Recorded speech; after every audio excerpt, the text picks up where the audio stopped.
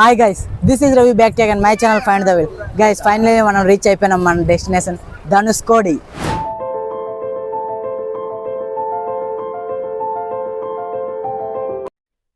Actually ఇక్కడ నేను మన సన్ రైజ్ చూడడానికి అయితే నేను పొద్దున్నే స్టార్ట్ అయ్యాను. కానీ మనం రైల్వే స్టేషన్ నుంచి ఎప్పుడైతే స్టేషన్లో మనం చేరుకున్నాం 6కి, ఇంకా 6:30కి అక్కడే ఫ్రెష్ అయ్యి అక్కడ నుంచి కాస్త బయటకు వచ్చాక అక్కడ నుంచి బస్సు వస్తుంది అంటే వెయిట్ చేసా టిఫిన్ తినేసి. ఇంకా అప్పటి నుంచి వెయిట్ చేస్తే బస్సు 7కి వస్తే నేను బస్ స్టాండ్కి, బస్సు అనేది 8కి వచ్చిందండి. దానివల్ల మనం ఇక్కడ సన్ రైజ్ అయితే మిస్ అయిపోయాం. ఇక్కడ సన్ రైజ్ చూసుంటే బాగుండేమో అని నాకు అనిపిస్తుంది. ఎందుకంటే ఇది మొత్తం చుట్టూ సముద్రం కదా, సన్ రైజ్ అయితే కొంచెం బాగుంటుంది అనిపించింది. చూసుంటే బాగుండే, కానీ మనకి బస్సు రాకపోవడం వల్ల లేట్ అయింది. ఇంకా మనకి ఆటో వాళ్ళు కూడా ఎవరో సింగిల్గా తీసుకుంటే 500 అడుగుతున్నారు. ఇంకా మనం షేరింగ్లో పోతామంటే షేరింగ్లో అంతగా దొరకలేదు. అందుకే మళ్ళీ బస్సు వచ్చే వరకు వెయిట్ చేసి ఇంకా ఇప్పుడైతే ఇక్కడికి వచ్చాను.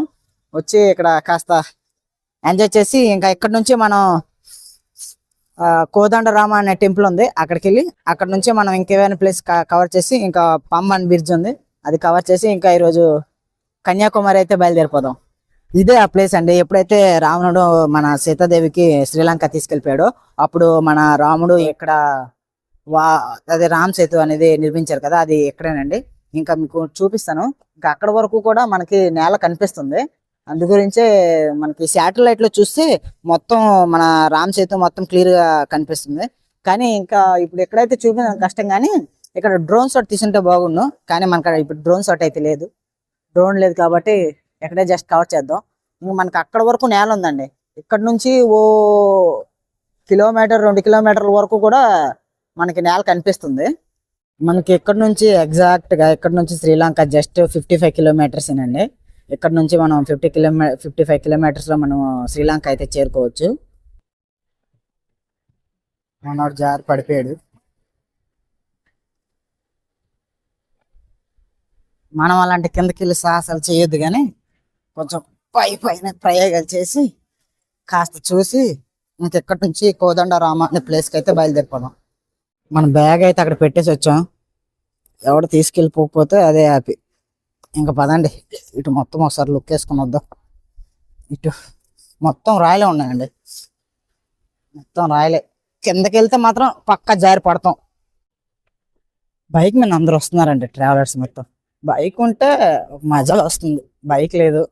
అందుకే నుంచి ఈ బాధల బైక్లో వస్తే ఇంకా చాలా ఎంజాయ్గా ఉంటుంది, మొత్తం రైడ్ చేసుకుంటా. కానీ ఇక్కడ మనకి డ్రోన్ షాట్ తీస్తే బాగుంటుందండి. డ్రోన్ లేదు, ఫోన్ లేదు, గోప్రో లేదు, ఫోన్లో స్పేస్ లేదు, ఈ మైక్ క్వాలిటీ లేదు, ట్రైపోడ్ స్టేబుల్ లేదు. ఓకే చూద్దాం, మొత్తం ఇక్కడ మొత్తం ఎక్స్ప్లోర్ చేసి ఇంకా అటుపక్క కూడా వెళ్దామండి. కానీ అటుపక్క వెళ్ళాలంటే కొంచెం భయం అవుతుందండి. ఎందుకంటే ఎవడన్నా బ్యాగ్ దొబ్బాడు కదా అని. బ్యాగ్ ఉట్టుకుని వెళ్ళలేదులే అండి, 30 కేజీలు ఉంటుంది, ఉట్టుకుని వెళ్ళిపోవచ్చు కావాలంటే. కానీ మిగతా ఏవైనా వస్తువులు దుబ్బేస్తే ఇంకా మనకి వాచిపోద్దని కొంచెం భయం. ఇక్కడ టెలిస్కోప్స్ అయితే పెట్టి ఇక్కడ నుంచి శ్రీలంక అయితే చూపిస్తున్నారండి. అది దానికి ఎంతో ఛార్జ్ చేస్తున్నారు. బ్యాక్ సైడ్ మీరు చూసుకోండి, ఆ బ్యాక్ సైడ్ టెలిస్కోప్స్ అయితే పెట్టి అక్కడ నుంచి శ్రీలంక అయితే చూపిస్తున్నారు. ఇక్కడ నుంచి శ్రీలంక జస్ట్ 55 కిలోమీటర్లు కదండి, ఈజీగా కనిపిస్తుంది. ఇంకా ఇక్కడ చూసుకోండి, మీకు నేల అని చెప్పాను కదా, ఇక్కడ నుంచి ఇలా లోపలికి ఉండండి. మీకు నేల అని చెప్పాను కదండి, చూడండి ఇక్కడ నుంచి ఇలాగా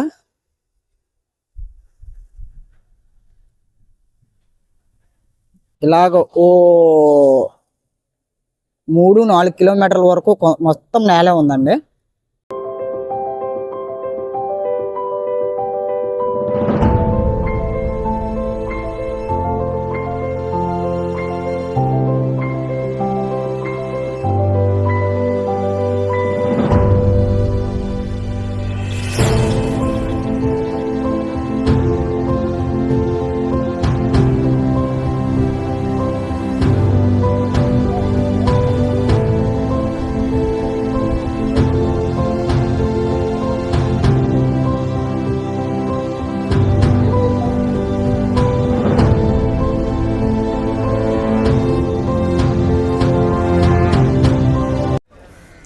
ఇంకా ఇక్కడ నుంచి మనం కోదండరామన్ టెంపుల్ ఉంది కదండి, అక్కడ వరకు వెళ్దామండి.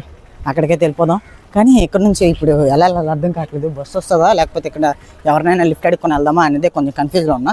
ఇక్కడ నుంచి కోదండరామన్ టెంపుల్ ఏం లేదన్నా ఓ 2 కిలోమీటర్స్ ఉంటుంది. చూద్దాం, బస్సులో అయినా ఎవరినైనా లిఫ్ట్ అని అడుగుదాం. ఇస్తే ఇచ్చారు, లేదంటే ఇంకా వేరే ఏదైనా ఆప్షన్ చూద్దాం. ఇప్పుడు మనం ఎక్కడి నుంచి స్టార్ట్ అయిపోయామండి. ఇక్కడ నుంచి ఆ కోదండరామ్ టెంపుల్ అది ఎన్ని కిలోమీటర్లు కూడా ఉందో తెలియదు. ఎందుకంటే ఇక్కడ సిగ్నల్స్ లేవండి, జియో లేదు, ఎయిర్టెల్ లేదు, మొత్తం డెడ్ అండ్ అయిపోయాయి. అందుగురించే ఇంకా బస్సు కూడా ఏది వస్తలేదు. అందుగురించి కొంచెం నడుచుకుంటూ వెళ్తున్నా. ఎవరినైనా లిఫ్ట్ అడుగుతా, ఇస్తే అక్కడ దిగి ఆ టెంపుల్ విజిట్ చేసి అక్కడ నుంచి మనం వేరే దగ్గరికి అయితే వెళ్దాం. ఫస్ట్ అక్కడ ఎవరైనా లిఫ్ట్ ఇస్తారో లేదో ఇంకా తెలియదు, అది చాలా మెయిన్ అండి. ఇంకా బస్సు కూడా ఏది కనబడట్లేదు. బస్సు వస్తే బస్సులోనే వెళ్ళిపోవచ్చు. చూద్దాం ఎలా వెళ్దామో ఏంటో. ఏదో ఆటో వస్తుంది, అడుగుదాం అక్కడ వరకు ఇస్తారో లేదో. ఆపపోయేటట్టే ఉన్నాడో ఆపుతాడో లేదో తెలియదు. ఇక్కడ మ్యాక్సిమం బుక్ చేసి ఉంటారు కదండి, అందు గురించి ఆపట్లేదు. బస్సు అంటే బస్సు అసలు ఆపడు అనుకోండి, ఈ బుకింగ్ బాక్స్. ఇంక చూద్దాం, అక్కడ వరకు లేదంటే నడుచుకుంటూ వెళ్దాం. మరి ఏం చేద్దాం, నడుచుకుంటూ అయినా ఎలా అయినా వెళ్దాం. మరి ఇప్పుడు బస్సు వరం బస్సు వస్తుందా? స్టాప్ ఇంకా స్టాప్ நீங்க அங்கே ఓకే థ్యాంక్స్ మా. ఇప్పుడు బస్సు వస్తుందంట. బస్సు వస్తే ఇక్కడ నుంచి ఎక్కి కోదండరామ్ టెంపుల్ దిగి ఆఫ్టర్ కోదండరామ్ టెంపుల్ ఏరే place to see Kodandaram temple visit. Next వేరే టెంపుల్స్ పంచముఖి అది హంగే రామేశ్వరం అంగ పోవాలి. అది దాటి పామన్ బీచ్ క్రాస్ కన్నా అవుతాను. ఓకే అండి, థ్యాంక్స్ మా. వాళ్ళు ఏం చెప్పారంటే,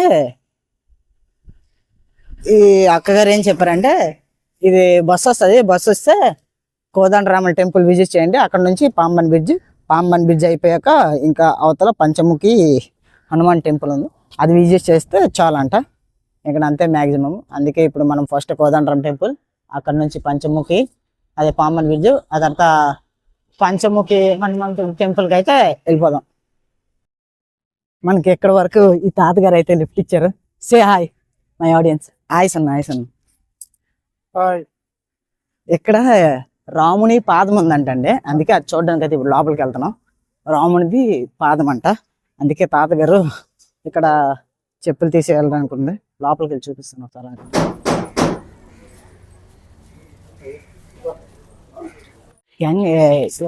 ಹೆಂಗಸೆ ವರಂ ಮಧುರೈ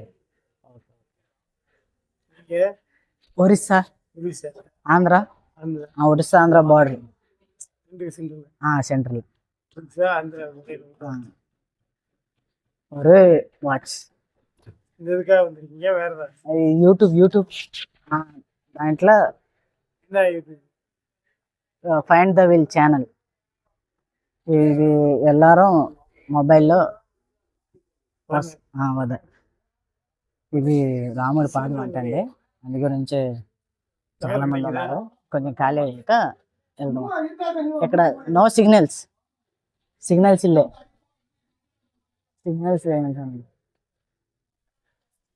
చూద్దాం. లోపలికి వెళ్ళి దర్శించుకున్నాం.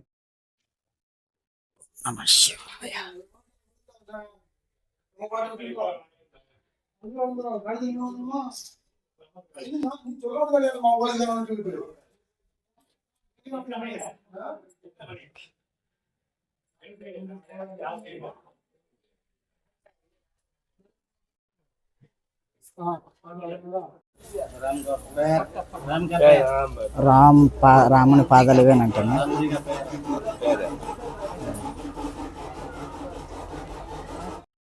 ఇది నాకు అసలు అర్థం కాలేదండి. తాతగారు ఇప్పుడు నాకు క్లారిటీగా చెప్పారు. ఏంటంటే ఒక సైడు రాముడు సీత ఉన్నారు, ఇంకొక సైడు లక్ష్మణుడు అలా ఆవిడ, ఇంకా మధ్యలోనే మన శివలింగం ఎంత ఉన్నది. దాన్ని దర్శించుకోవాలంట. ఇంకా మన ఎదురుగా ఉంది రాముని పాదాలంట. ఇంకా మన ఎదురుగా ఉంది రాముని పాదాలంట. తాతగారు కొంచెం ఎక్స్ప్లెయిన్ చేశారు మనకి క్లారిటీగా.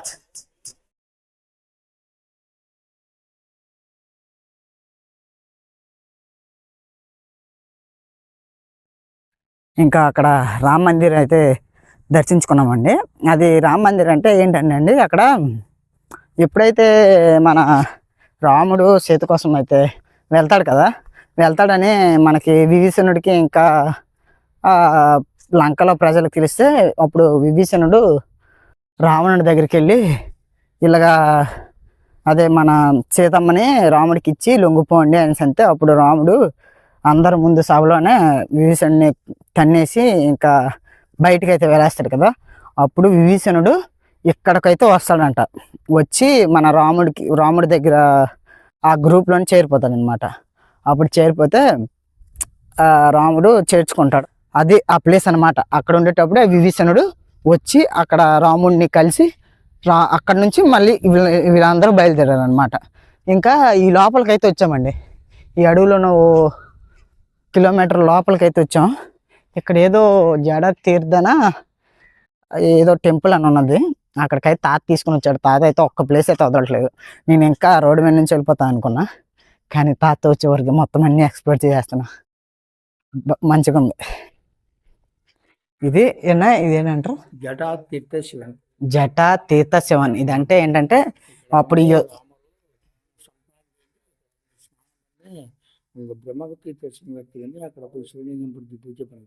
శివలింగం అక్కడ ఇక్కడ నుంచి అక్కడికి ఓకే.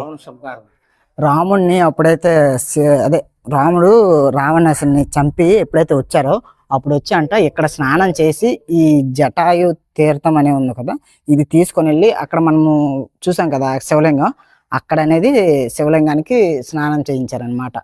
నేను చెప్పాను కదా అప్పుడు ఫస్ట్లో అక్కడ శివునిది ఒక లింగం ఉందని చూపించాను కదా. ఆ లింగం ఏంటంటే శివునికి అదే యుద్ధానికి వెళ్ళే ముందు ఆ శివుని లింగం ఒకటి విలిసించి అక్కడ పూజ చేసి అక్కడ నుంచి స్టార్ట్ అయ్యారనమాట లంకకి వెళ్ళి అక్కడ రావణాసుని చంపి మళ్ళీ రిటర్న్ అయ్యి ఎక్కడైతే ఉండి ఇక్కడ అదే తీర్థమని బ్రహ్మ తీర్థమని ఉందంట, అక్కడ స్నానం చేసి ఇక్కడ నుంచి వాటర్ ఉట్టుకొని వెళ్ళి మళ్ళీ ఆ లింగానికి పోసారంట. అప్పుడు ఇది జటాయు తీర్థం అనమాట. ఇది తీసుకుంటే చాలా ఇది ఉంటుంది. ఇంకో ఫ్రంట్లో ఏదో ఉందంట, అదంటే ఆరోగ్యం లింగం అంట. అక్కడ ఆరోగ్య ఏదో ఉందంట. నేను హెల్ప్ చేసిన తాతకి సరిగ్గా థ్యాంక్ యూ కూడా చెప్పలేదు, ఎందుకంటే మనకి ట్రైన్ లేట్ అయిపోతుందని ఫాస్ట్గా నేనైతే స్టార్ట్ అయిపోయాను. అండి ఇప్పుడు మీకు ఒక విషయం అయితే చెప్పాలి. ఏంటంటే నిన్న నైటు అతను మన సబ్స్క్రైబర్ అంట, నాకు తెలియదు. అయితే అతను కొంచెం నాకు ఇన్స్టాలో మెసేజ్ చేశారు. ఏంటంటే బ్రో నేను ఇలా అదే అడుక్కున్న వాళ్ళు ఇంకా ఇల్లేని వాళ్ళు అక్కడ బస్ స్టాండ్లో పడుకొని ఉంటారు కదా, వాళ్ళకి ఇలాగా నేను అన్నదానం చేయాలనుకున్నాను బ్రో అనేసి. అయితే చెయ్యి బ్రో, నేను మంచిదే కదా చెయ్యు, అయితే అది నాకెందుకు చెప్తున్నావు బ్రో అనేసి అన్న. అయితే బ్రో అది నేను చెయ్యట్లేదు, కానీ నా గురించి నువ్వు చెయ్యి అనేసి అన్నాడు. నా దగ్గర పైసలు లేవు బ్రో నీకు ఇచ్చేయడానికి, ఇంకా నేను అన్నదానం ఎక్కడి నుంచి తెచ్చి చేయను, నా వల్ల కాదులే అనేసి అన్నా నేను. అంటే మనడు లేదు బ్రో అలా కాదు, నేను మనీ వేస్తాను కానీ నువ్వు తీసుకొని వెళ్ళి జస్ట్ వాళ్ళకి ఇచ్చి ఆ వీడియో అనేది అప్లోడ్ చేయి అని చెప్పాడు. అయితే నేను ఎందుకు చేయాలి బ్రో, నీది నువ్వే చేయొచ్చు కదా అంటే, నేను ఆల్రెడీ అదే 3 వారాలు ఇస్తాననేసి ఎక్కడో మొక్కున్నాడంట, కానీ ఒక వారం ఇస్తాడంట. ఇంకో వారానికి ఇప్పుడు అదే ఈ వారానికి అతనికి జాబ్ అనేది హాలిడే దొరకలేదంట. దానివల్ల అతను ఇవ్వలేకపోతున్నాడు, కాబట్టి నువ్వు ఇచ్చే బ్రో అనేసి చెప్పాడు. బ్రో నాకు ఇవన్నీ వద్దు బ్రో, నాకు ఇలాంటివన్నీ అంటే మొహమాటం ఎక్కువ అని వద్దంటే, ఏం పర్లేదు బ్రో ఈ ఒక్క హెల్ప్ చెయ్యు అని చెప్పాడు. అతను అలా చెప్తే ఇంకా సర్లే ఇస్తాలే బ్రో అంటే, అప్పటికి నాకు ఇది ఎవడో కొంచెం స్కామ్ లాంటివి ఏవో కామెడీకి ఏదో చేస్తున్నాడు కదా అనుకున్నా. కానీ అతను నిజంగా నా ఫోన్ నెంబర్ పెడితే ఫోన్పేలో పైసలు కూడా వేసిండు. నేనైతే ఇప్పుడు అన్నదానం అదే ఎక్కడైనా మీల్స్ అని ఉంటాయి కదా, అవి పార్సల్ చేయించి ఇంకెక్కడ ఉన్న ఎవరైనా అడుక్కున్న వాళ్ళు ఎవరైనా ఉంటే వాళ్ళకైతే ఇవ్వబోతున్నా. ఇప్పుడు ఇంకేంటంటే అండి, ఇది యాక్చువల్గా నేను మదురైలో చేస్తాను అనుకున్నా. నేను మదురై మీనాక్షి అమ్మవారి టెంపుల్ దగ్గరికి వెళ్తాం కదా, అక్కడ చేద్దాంలే అనుకున్నా. కానీ మన దరిద్రం ఏంటంటే ట్రైన్ జస్ట్ 3 minutesలో మిస్ అయిపోయింది. జస్ట్ అలా వచ్చాను, ట్రైన్ అది స్టార్ట్ అయ్యి వెళ్ళిపోయింది. మన బ్యాగ్ బరువు లేకుంటే వెళ్ళిపోవచ్చు. మన బ్యాగ్ బరువు కదా, అందుకే వెళ్ళకపోయాను, లేదంటే వెళ్ళిపోవచ్చు. ఇప్పుడు అది మిస్ అయిపోయింది. నెక్స్ట్ ట్రైన్ మనకి 4 గంటలకు ఉంది. అంతలోగా ఇక్కడ అన్నదానం అనేది ఎక్కడ ఇచ్చేద్దామని నేనైతే ఫిక్స్ అయ్యాను. ఇంక ఇప్పుడు ఎక్కడికని వెళ్ళి అక్కడ తీసుకుని, ఇప్పుడు అడుక్కునే వాళ్ళు అంతా ఉంటారు కదండి, ఎక్కడ ఉంటారో కూడా నాకు తెలియదు. ఫస్ట్ అక్కడికి వెళ్ళి పార్సల్ చేయించి అక్కడ నుంచి వాళ్ళందరికి ఇచ్చి ఇంకెక్కడి నుంచి మధురై అయితే బయలుదేరిపోదాం. ఇలా పార్సల్ అయితే కట్టించి నేనైతే అతనికి ఫస్ట్ చెప్పాను, ఇలాగ పార్సల్ కట్టించి నేనైతే ఇచ్చేస్తా, కానీ దాని గురించి వాళ్ళకి ఇచ్చినప్పుడు వీడియో అయితే నేను తీసి పెట్టలేను బ్రో, నా వాళ్ళు కాదని చెప్పాను. అయితే సరే పర్వాలేదు, నువ్వు పార్సల్ కట్టించి అక్కడ ఎవరైనా ఉంటే అడుక్కునే వాళ్ళు వాళ్ళకైతే ఇచ్చామన్నాడు. నేను ఆటో బుక్ చేసుకుని ఇక్కడ నుంచి వెళ్ళి అక్కడ ఏదో చెప్పాను కదా పంచముఖి ఏదో ఒక గుడి ఉంటే అక్కడికి ఆటో అతను పట్టుకుని వెళ్ళి నేను అక్కడైతే ఇస్తాను. ఇంకా వీడియో అనేది నేను షూట్ చేయలేదు.